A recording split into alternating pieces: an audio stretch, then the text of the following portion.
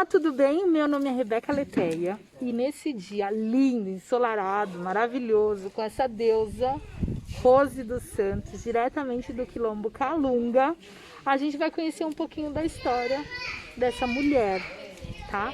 Rose, bem-vinda no programa de Rebeca Leteia. Conta pra gente quem é Rose, o que você faz, onde você mora, queremos saber tudo. Tudo? Não, um pouquinho. Quase vai. tudo. Então, eu sou a Rose, eu sou do Quilombo Calunga, especificamente da comunidade do Engenho 2. Saí da minha região, do município de Cavalcante, desde os 14 anos, com a intenção de estudar. Estudei, fiz o ensino médio fora, fiz a graduação fora, que foi em tecnólogo em turismo no Instituto Federal. Depois eu fiz pós-graduação e mestrado em turismo também, na UNB. E passei um período trabalhando no INCTI, que é um Instituto de Inclusão, de Pesquisas de Inclusão, que também trabalha com comunidades tradicionais. E agora volto para o Quilombo e estou aqui. Entendi. Conta pra gente o que é Quilombo. Quilombo, assim, a primeira coisa, Quilombo não é descendente de escravo, né? É descendente de africanos que foram escravizados e que esses africanos que foram escravizados, eles tinham outra vida, outras coisas, outras sabedorias e que tinham conhecimento.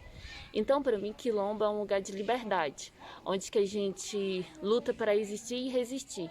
Se a gente não parar de lutar, talvez a gente não exista mais. Muito bom, muito bom, muito bom. Sua família vive aqui, sua família mora aqui. Fala um pouco do Quilombo Calunga. Minha família, assim, minha mãe, minha irmã e meu irmão não vivem aqui, mas avô, tios, primos, desde a primeira até quarta geração, todos vivem aqui. O meu irmão, por exemplo, queria vir para cá, mas não pôde vir por causa da pandemia, então ele está mais distante. A minha irmã também queria vir para cá, não pôde vir por causa disso. Mas, assim, as minhas raízes estão muito fortes aqui. E esse momento, cada dia mais eu estou reaprendendo, rememorando muitas coisas do território que eu não sabia. Então está sendo um momento que eu estou aproveitando muito para conversar com os mais velhos, conversar com os primos, viver muitas coisas que eu não vivi devido que eu fui embora daqui, apesar de sempre vindo, mas que eu vim embora. E aprendendo, cada dia mais eu escuto algo sobre as plantas, sobre a lua, sobre como que eram as comidas antes. Aí estou rememorando várias coisas. Sim. E do Quilombo Calunga, o que você gostaria de falar sobre? Alguma história, o quê? Ou a importância do Quilombo Calunga, né? Acho que para a história nacional, da importância da força dele. Então, o Quilombo Calunga, em extensão territorial, ele é o maior, né, que nós temos. E assim, não que esse quilombo seja menos importante, todos os quilombos são importantes. Então, o quilombo faz parte da história. Então, é necessário a gente não escutar uma história colonialista sobre o quilombo, mas é necessário escutar uma história contra-colonizador ou decolonial sobre os quilombos, ou seja, escutar as vozes dos quilombolas, explicando o que é o quilombo, o que fazem ali no quilombo. Perfeito, perfeito.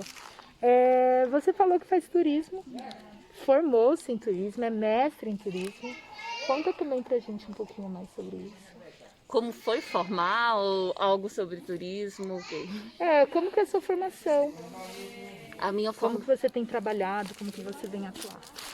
Então, até o momento eu falo que assim, não trabalhei ainda especificamente muito dentro da área, porque terminei a graduação, entrei no mestrado. Aí, saindo do mestrado, surgiu uma proposta para trabalhar na UNB e não foi especificamente ligada ao turismo. Mas sempre que eu posso, alguém pergunta alguma coisa sobre o local, alguma sugestão, sempre eu estou à disposição e sempre ajudando. Aí as minhas duas pesquisas foi ligada sobre o território, foi sobre aqui. E a do mestrado é onde que eu falo que o turismo precisa ser aquilombado, que esse turismo precisa escutar mais as vozes das pessoas, que esse turismo que as principais pessoas sejam beneficiadas seja as pessoas das comunidades, principalmente. E com essa pandemia, o que que acontece? Está mostrando que o turismo ainda, de certo modo, é muito capitalista. Sempre querem fazer as comunidades reabrir. Por quê? Porque, digamos, os atrativos principais sempre estão dentro dos territórios. E não só um exemplo do Quilombo Calunga, mas nós temos a região do Jalapão, né? Que também tem vários quilombos que sofrem pressão, e entre outras comunidades, que a gente sabe que tem comunidades tradicionais e o tempo todo fica sofrendo essa pressão.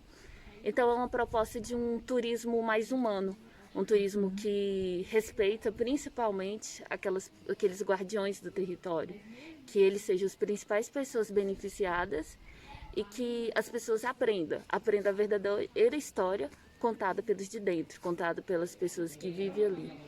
E que não veja só a natureza, que não veja só a cultura, mas que entenda que isso foi um processo muito doloroso, que também tem suas alegrias, mas que esses povos, mais do que nunca, precisam ser respeitados. E respeitados de forma verdadeira, de fato. Não é falar, respeitamos vocês, mas qualquer momento pode dar uma rasteira. Exatamente, exatamente. Muito bom. Vamos à aula? Tá? O Quilombo, né? Agora, ele tá fechado para pandemia? Como que é isso também? Então, o Quilombo está fechado para pandemia, para visitação. Porém, tem um grande... Eu falo que era o meu maior medo, e o que aconteceu é que a Chapada dos Veadeiros, vamos dizer que é uma divisão do marketing turístico, e essa Chapada dos Veadeiros são 5 municípios, se não for engano meu, 5 a 6. E dentre esses municípios, alguns reabriram, com isso principalmente Alto Paraíso. E, de certo modo, as pessoas estão passando por dificuldades financeiras ligadas a dinheiro. E como a gente tem locomoção Alto Paraíso, Teresina, Campos Belos, essas regiões, esse é o grande perigo que o Quilombo está correndo. Por quê? Porque as visitações nas cidades em torno estão abertas. Então, eu acredito que a gente está sofrendo muito sofrendo pressão para ter a reabertura, porque a principal coisa, o principal atrativo que movimenta a Chapada dos Veadeiros é a Cachoeira Santa Bárbara, e a Cachoeira Santa Bárbara está aqui. E assim, eu como quilombola, como turismóloga e até mesmo como mestre em turismo, eu falo que não é um momento de ter turismo, não é um momento de viajar, que a gente precisa primeiro cuidar das vidas. Que turismo sem saúde, sem os guardiões, não vale a pena fazer. É necessário esperar, ter amor consigo mesmo, amor com o próximo, para depois viajar.